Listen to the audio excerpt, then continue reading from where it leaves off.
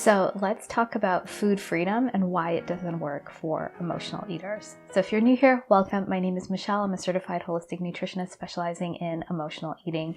And I wanted to talk about food freedom and how it doesn't work for emotional eaters. And the reason I want to talk about this is because a lot of my clients that come to see me, they've tried some form of food freedom or intuitive eating program that they feel like if only they could just release their restriction around food, that's going to resolve their emotional eating.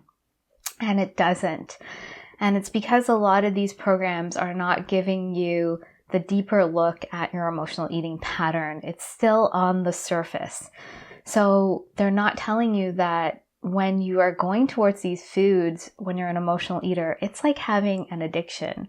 You're in this addictive cycle to these foods and it's a coping mechanism. And so you just learning a new way to be free around food, you haven't done the deeper work to actually clear up that confusion, to start intuitively, truly intuitively choosing food. And so this is what we need to really understand. Emotional eating is a coping mechanism, and that means that it would have started when you were younger, as a child. And a coping mechanism is something we develop when we are under stress, uncomfortable emotions, discomfort. And as a child, we didn't have the parents or caregivers to help us navigate through this discomfort or distress. They weren't there to help us regulate our nervous system, so hold that calm space. They weren't there to see, hear, validate what we were going through, and to help us find a solution so that we could thrive. So when we're left with this discomfort and all these uncomfortable emotions, we have no choice but to cope with that discomfort. And food kind of numbs the pain. It kind of gives us a dopamine hit so that we don't have to feel that pain and that distress, but it doesn't solve the issue. It doesn't resolve it. And so we're just putting food on top of it like a Band-Aid. And we learn through life that every time distress or discomfort comes up, well, food is there to kind of numb us and give us some relief. And in this journey of being an emotional eater, food gets tied into this because you're using it as a tool to cover up this distress, this discomfort. And then your body becomes this enemy because, of course, if you're emotionally eating, it impacts the way your body looks and it impacts the way you're treated in society. If if we don't look a certain way, we might not get the acceptance and the validation that we're really longing for because we didn't originally get it when we developed this coping mechanism. And so can you see that food freedom has nothing to do with the deeper root causes of this? It's one layer. Yes, we want to have a relationship to food that feels good. Yes, we don't want to be at the whim of food and feel like we have to control it, but it's not really about the food. And because of this coping mechanism, we've developed this unhealthy relationship to food. We want to be free of food. We don't want to think about food. We don't want to obsess about it, but it's not really about that. We obsess and we distract ourselves with food to not look at what's really going on under the surface, to look at the deeper layers. And you might not be aware of it, but there are deeper layers that are creating this. And consciously, you might not see this. So when I'm working with clients, I've had clients, they come in and they're like, I need to, I'm an emotional eater, okay, and I just don't want to obsess about food. I'm an emotional eater and I don't want to obsess about my body. I work out really hard because I want to be healthy, but nothing's moving, nothing's changing. And when I see that you're checking off the list and nothing's shifting, your nervous system is still stressed out, that means there's something deeper going on in your subconscious. This coping mechanism's playing, so you're triggered into emotional eating. You don't accept your body. You don't accept yourself on this deeper level. No matter how much your reasons for working out are altruistic and you want to take care of your body, deep down, you don't have that deep acceptance of yourself to really tune into your body, to what it needs. And food becomes this thing you go to. So you're trying to control food, you're trying to control your body, and you're trying to control your emotions through food and other coping mechanisms. And so learning to be free around food is not going to heal the deeper root of this pattern. There are layers. Yes, you want to have less restriction around food, but you want to learn at the same time how to connect back to your body, to true hunger, to know when you're going into that coping mechanism, to know when you're actually truly hungry, to know that you're satisfied with meals, to know what feels good in your body, to not shame your body, to not bypass your emotions or jump into food every time you're triggered. You want to learn all of this. And food freedom is just giving you a very tiny piece of the puzzle. And you're going to walk away from a program like that unless you're, one of the very few that maybe needs that. It works for a little bit. And we need to get into these deeper layers. So I'm going to share with you my framework of what that looks like to get into these deeper roots. And connecting back to food is one of them, but I never want you to think you have to be free of food.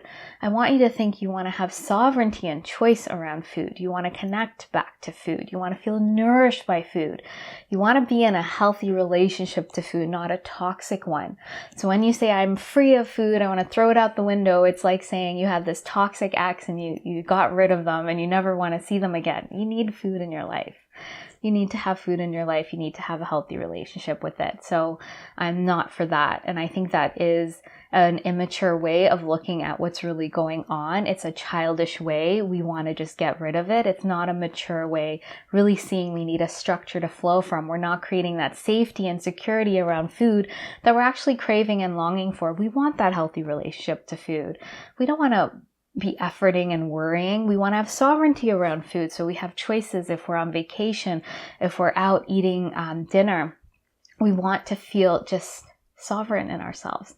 So when I'm working with clients, this is where we're getting to with food and our body and our emotions. None of these things needs to be something we throw out the window. We want to connect back to them. We want to create a healthy relationship to them. And so I don't like the term food freedom. I know it's really popular and it's really catchy, but what I teach to clients is learning to truly nourish their body and connecting back to food and having food sovereignty and choice around that. And in order to do that, we have to learn to see how food feels in our body. And we can't throw away the fact that food has to nourish us. It has to be nutritious to us. It has to nourish our body. It has to give us nutrients. It has to digest well. And so we don't want to throw away food as it's, if I were to say you had another addiction to alcohol or to drugs or whatever it is, another substance that you don't need for survival, you could throw it out the window and never look at it. And you'd switch it out for another coping mechanism unless you heal the root. But let's say food is not that. So we have to create this relationship to it. And it is vital to our life. We need it to nourish our body. And so when I'm working with clients, we're learning this new way of how does food feel in your body. We're incorporating foods that are nourishing, that are nutrient dense, that digest well, that are satisfying our hunger. We're optimizing our digestion, so that optimizes mood, and that takes away some of the triggers to some of our mood imbalances and being triggered into eating or going towards certain foods for a dopamine hit. We're learning to discern true from emotional hunger, and we're starting to catch those triggers. And so here we're creating a relationship to food. How does it feel in our body? And then our body will start speaking to us and start wanting these foods because it's going to see how good it feels. This needs to be connected to our body. So we need to have body acceptance. We need to accept that our body has a certain appetite or certain hunger levels. We have our own healthy. We're not in body shame, we're in body acceptance, that we have certain rhythms and rituals. We have to rest. We have to honor what our body needs in terms of movement. And if we are not rested one day, for example, we're going to have more hunger the next day because our hormones are going to be imbalanced. If you're a woman, you're going to have different stages in your menstrual cycle that you're going to have different needs in your body. So you can't judge yourself or shame yourself and spiral into being triggered into emotionally eating. So here we have to connect back to our body. And then, of course, our emotions. So when we're triggered, we need to be with those emotions and get to the root of what's pulling us into these obsessive thoughts about food, triggering us to emotionally eat. We need to get into the core root, which is usually in childhood. And when I'm working with clients, I use a trauma-informed somatic process to get into the deeper roots, to resolve that, to meet the deeper emotional needs and detach from food. And so when you meet those true needs, food can take its place and you can move forward really powerfully. And all of these combined are going to resolve your emotional eating because it's multi-layered. You notice we're not throwing food out the window. We're not taking anything away or putting, it is about giving you the structure to flow from so that you are connecting back to you, but you have a container to do that. And if you think about it, as a child, that's what you needed. You needed parents to create a solid foundation and container for you to move through all of this discomfort and to model that to you. And if you didn't have that, it's almost like recreating that around food, your body, and your emotions. And this is what leads to food sovereignty. So many of my clients, when they move through the program, their body starts craving fresh fruits and vegetables, and they would have never thought they would have been that person. They always want fries or burgers, and they're like, how could I create, my body just wants it. I don't have to force myself to eat it. I don't have to go on a diet. My body wants that. And they can tell when they're emotionally eating and they know the food is not going to meet that need, and they have the tools to go deeper to meet those deeper needs. And they can choose, I'm going to have cake now, but I only wanted one piece, or, if I have it, I might not feel that great, so I might not have that version. They can choose. They're not at the whim of food.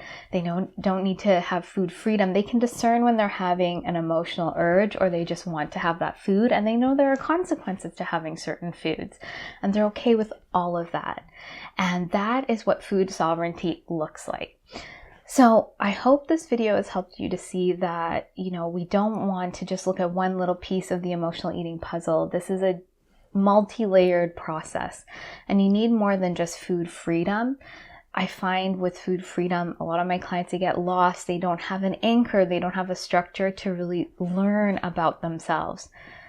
As children, we need structure to flow from. We can't just be out in the world. We need our parents to guide us, to support us, and to help us with the world in this really encouraging way, not in a punishing way.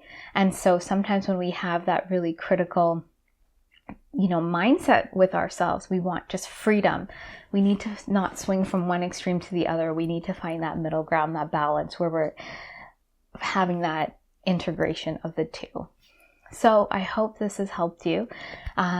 If you have any questions, or if you're ready to sort of dive into this more tangibly, I'd love to invite you to start discerning true from emotional hunger. I have a free guide called What Are You Truly Hungry For? And in this guide, it's going to show you how to do that, plus catch your triggers if you want to get started on resolving your emotional eating. And if you're ready to dive deeper, you want to resolve your emotional eating from the root, then I'd love to invite you to find out more about my 12-week container, the Emotional Eating Evolution program. In this program, there is a step-by-step process. There's coaching and guidance, the in-depth tools to get to the root of this so that you can finally feel ease and confidence around food and in your body in a sustainable way. So if you'd like to find out more about that, I'll put the links below. So thank you so much for watching. If you have any questions, please let me know. Please be sure to like and subscribe. And I look forward to sharing more with you. And I hope you have a great day.